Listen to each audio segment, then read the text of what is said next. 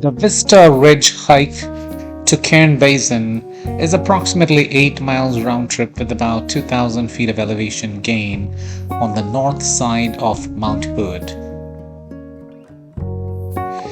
This area has one of the best views of the mountain with some excellent meadows and beautiful wildflowers in summer.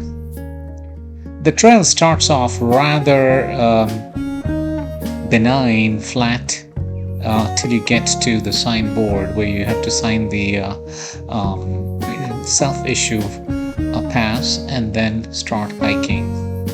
I've hiked this trail in 2015, but mostly avoid this because of the long, winding, narrow road to reach the trailhead, and often very one-way narrow road with just a pull-out here and there, making it extremely uncomfortable to get to this trailhead, notwithstanding the 3-hour drive to get there.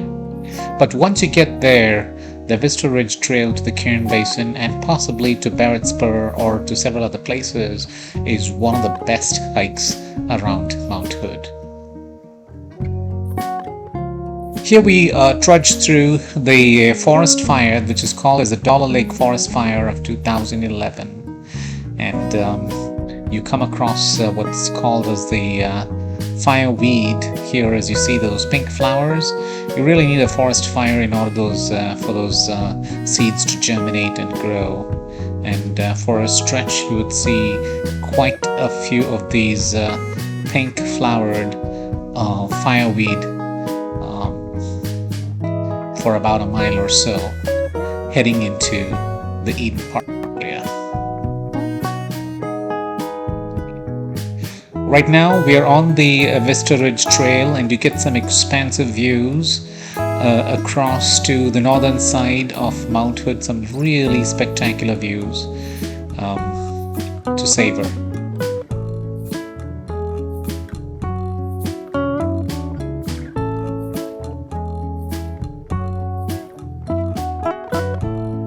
It's a little hazy today, partly because the Goat Rocks fire that's been pushing through to the southern sides of south of Goat Rocks, which is essentially going to hit the northern side of Mount Hood, making it pretty hazy. Lots of wildflowers like the pearly everlasting. It's interesting that for certain stretches you would see the everlasting, and for a certain stretch you would see mountain ash with full of these berries, and then the fireweed for another stretch all the way. And throughout this entire hike, it was prime time for huckleberries, and I had a good fill of them throughout this entire hike. And I even passed a couple who were picking these berries in a Ziploc, and almost each of them had about half a bag of huckleberries as they were going up hiking along this trail.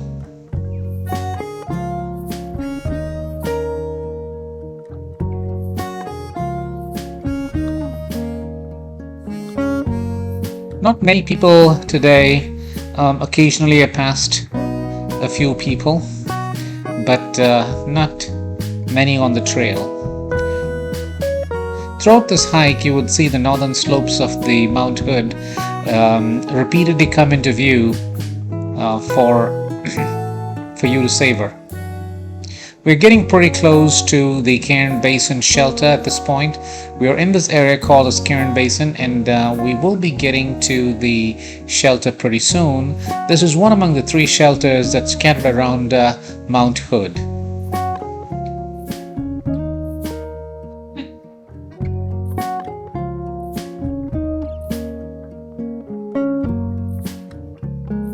These are spectacular landmarks that I often look to seeing.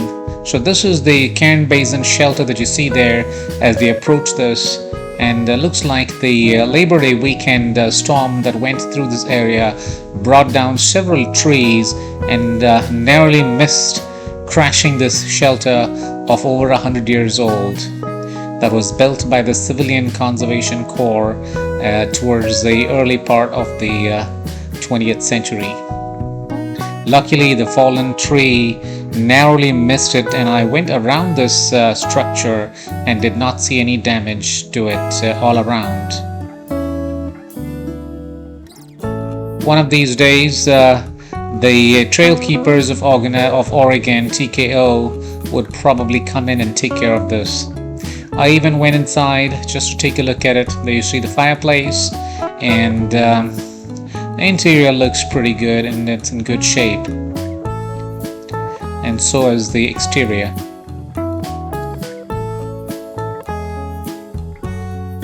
People do stop here from time to time and spend the night.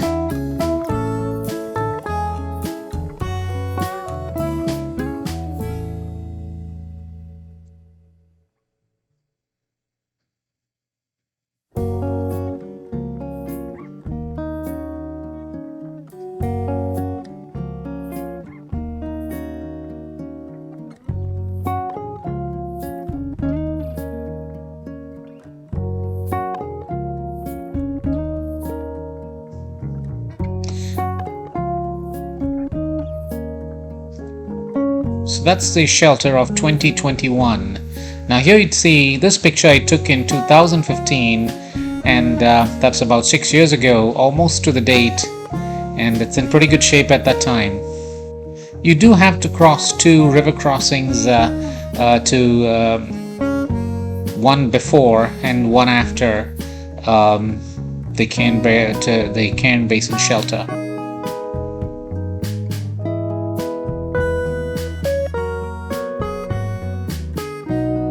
Probably earlier in the season, it would have been a bit difficult crossing, especially with the higher water levels. Right now, with late summer, it wasn't too bad crossing this river. There were several good, easy crossover points.